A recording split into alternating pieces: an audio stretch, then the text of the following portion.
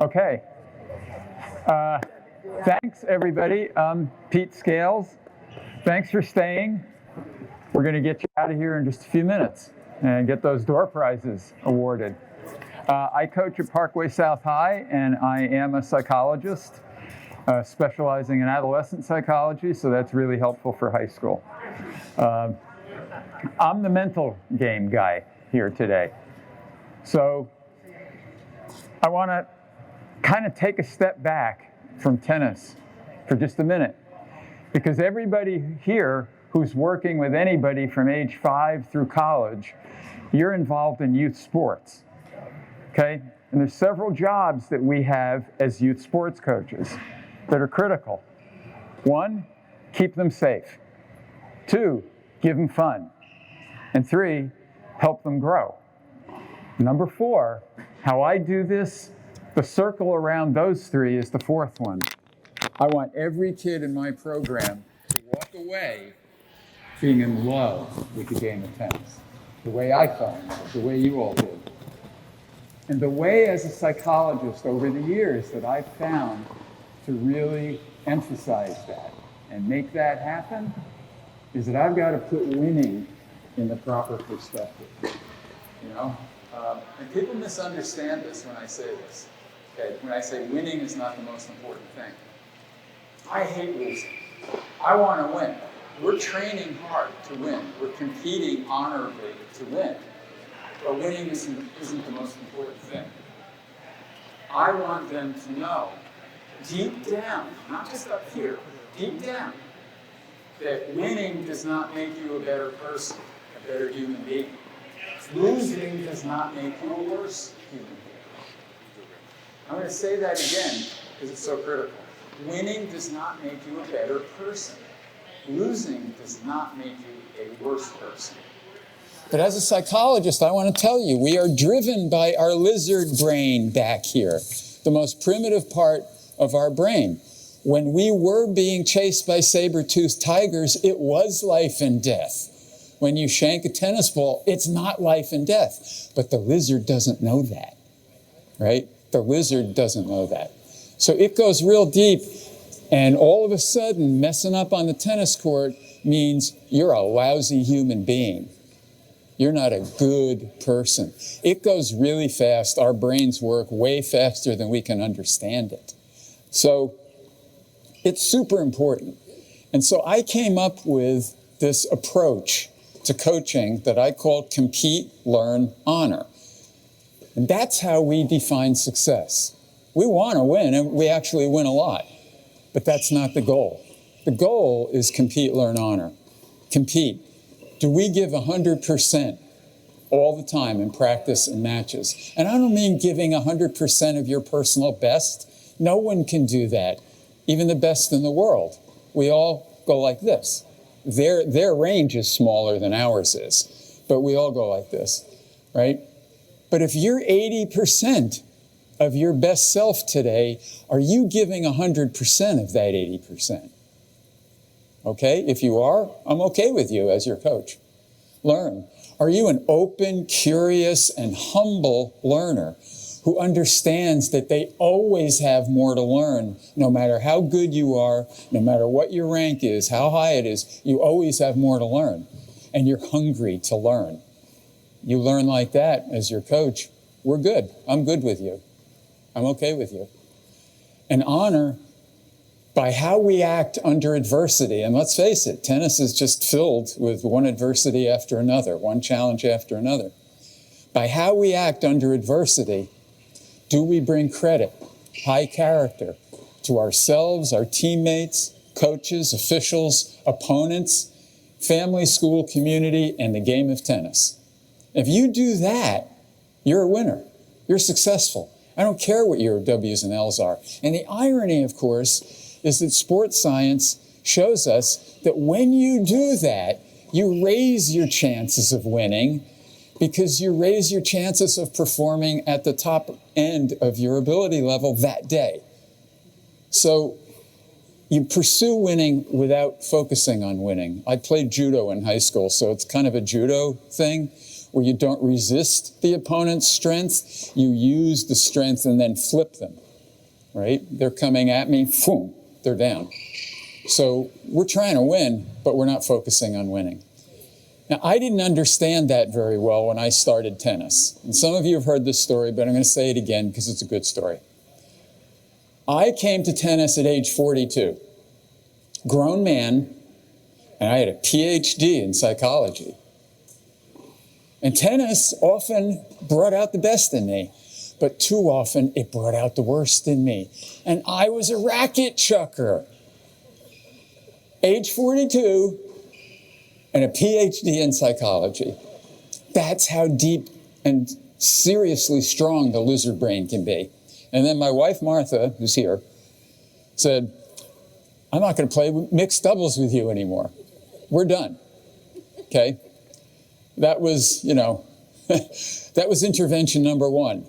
And then Craig Sandvik, who was our pro at the time, saw me melt down one day, and he shook his head, and he was smiling, but he shook his head, and he said, Peter, you're just not good enough to be that upset.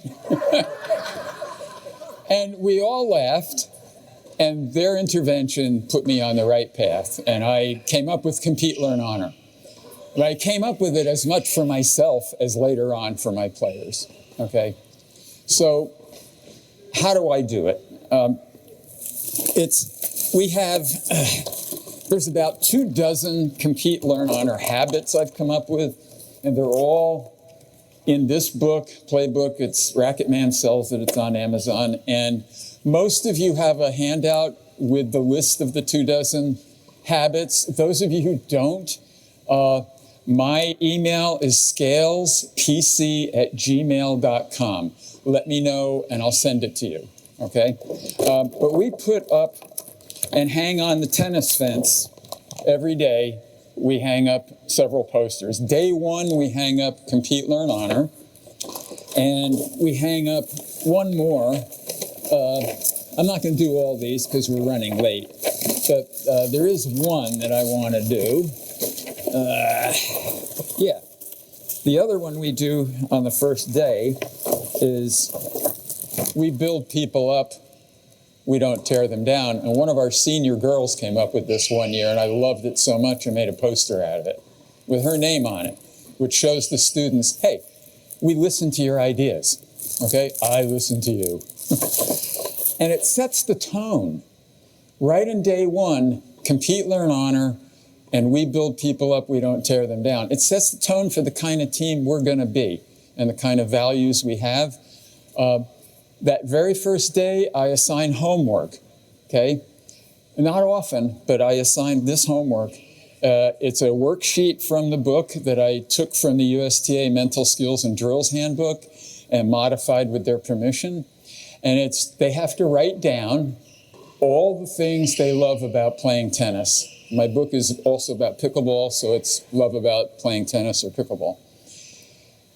And they write it down, and then they circle the words or the phrases that are the most powerful to them, and we show them how to use those inside their between points routine that we help them construct. Because they've got to have a between points routine. You can't just wing it. That's where the mental game and the lizard starts taking control. So that exercise becomes fodder for a really important piece of their toolkit, which is the between points routine. And I'll come back to that in just a little bit. In all the years I've been doing this, not one kid has ever written down that winning was why they play.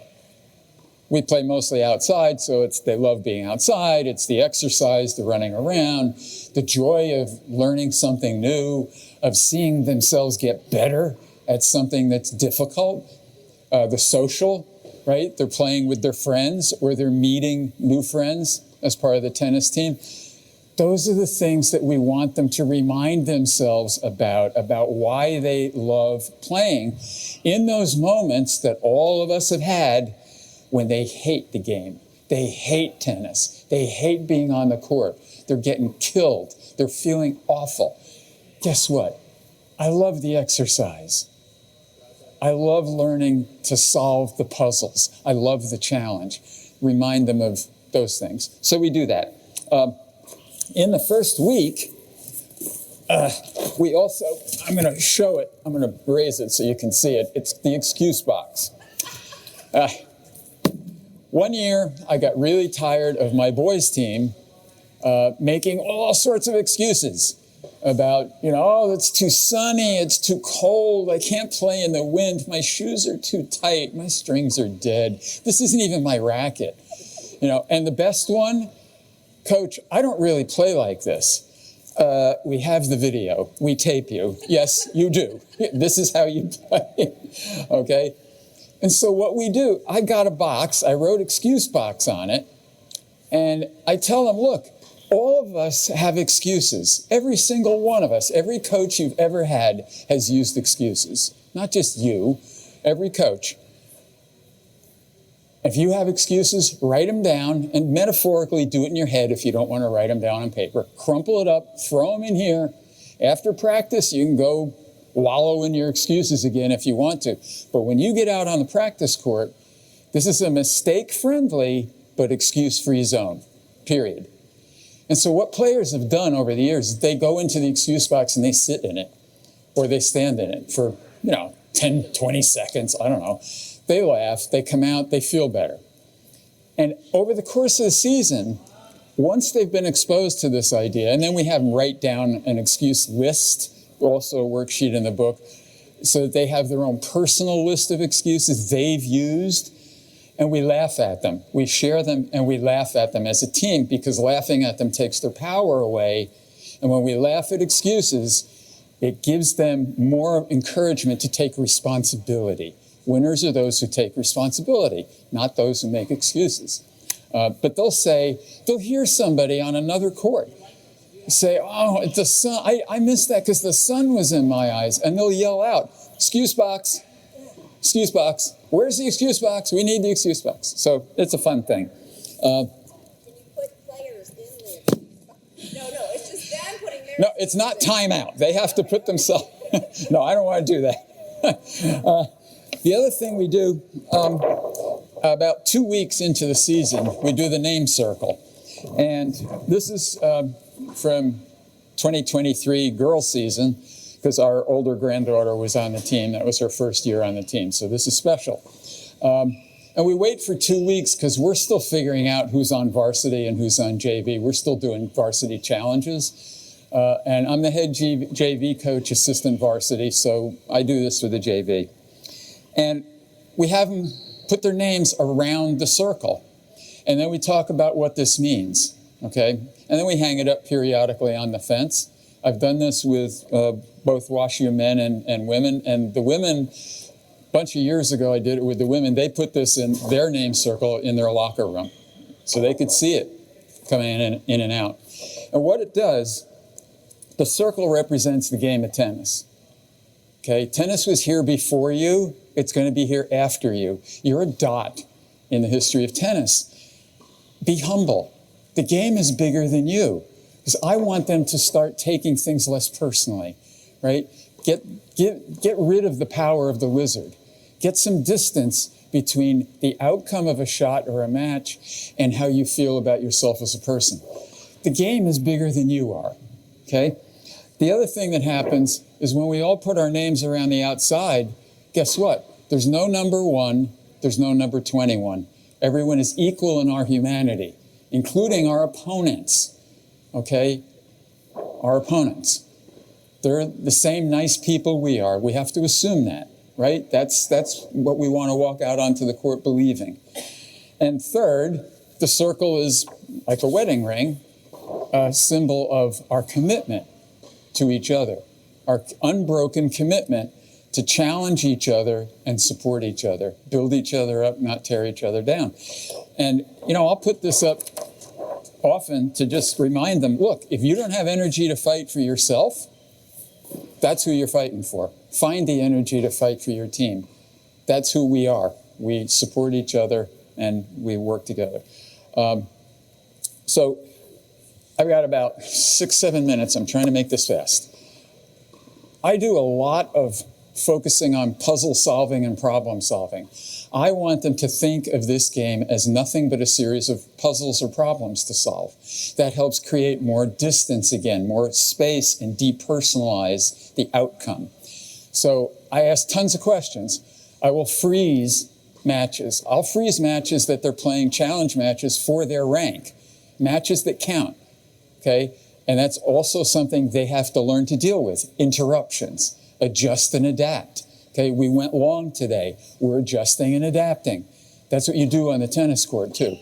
So when we do that, okay, we're adjusting and adapting, and several of the drills that you saw here, they're changing the emphasis on what shot needs to be played, right? So I'm gonna rule out pieces of the court that they can hit into, can't hit there, okay?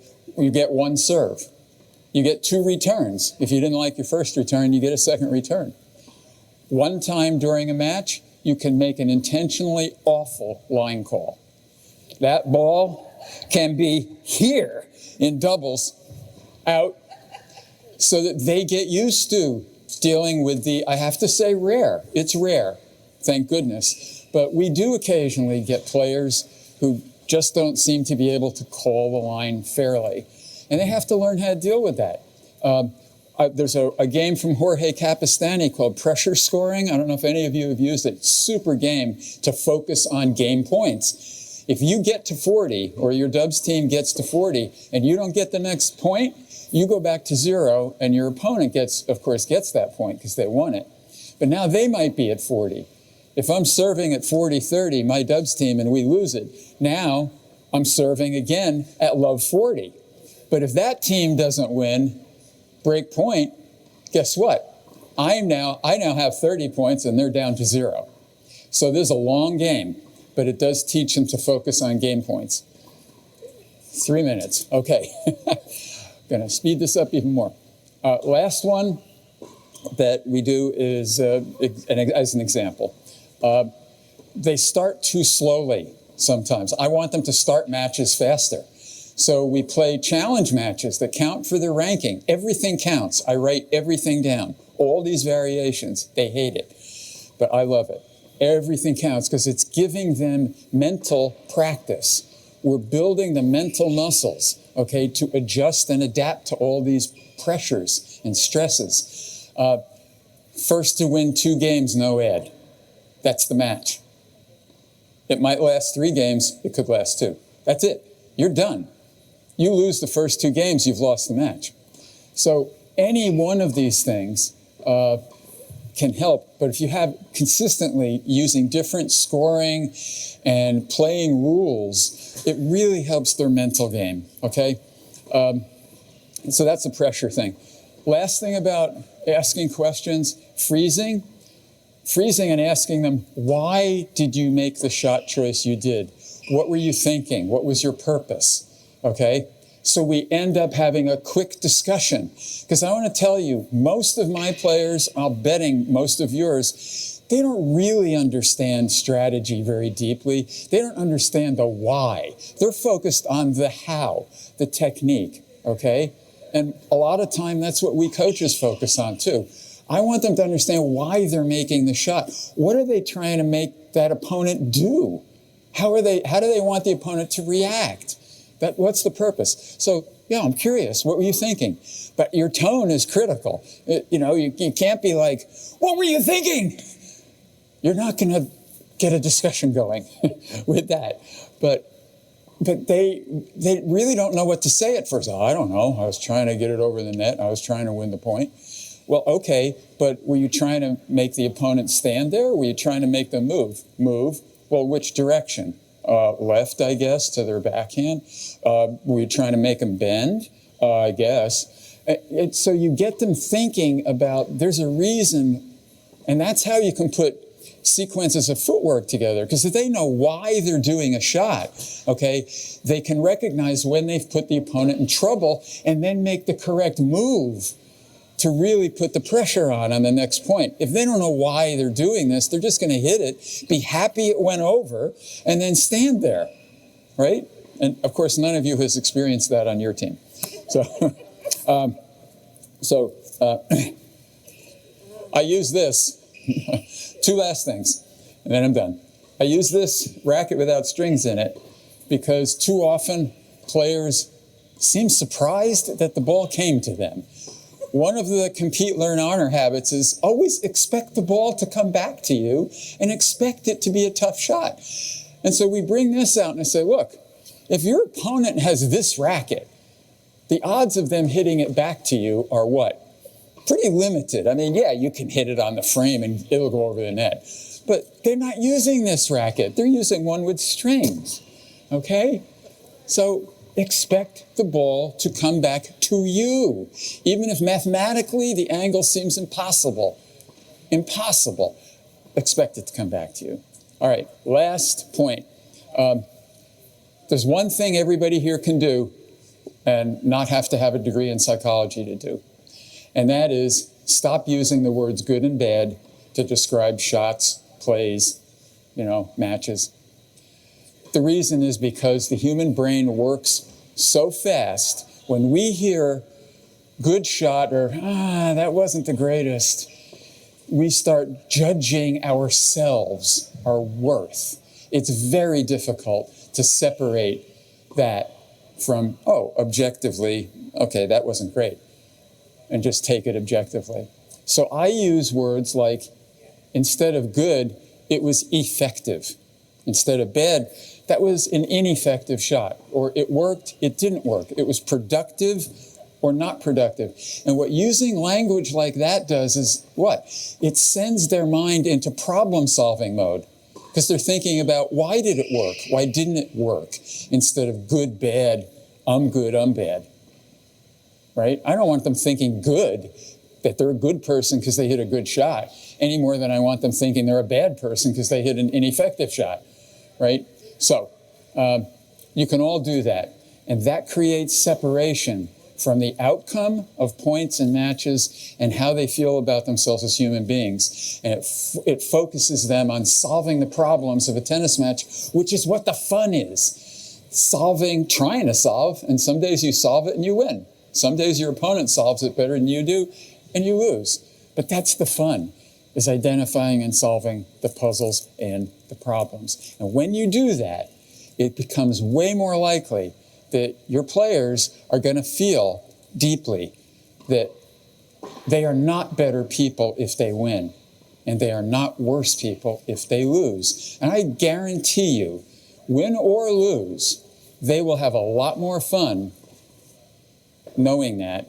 Their parents will have a lot more fun, and you as coaches will have a lot more fun. Guarantee it. All right. Thanks a lot. That's it. Thanks for staying.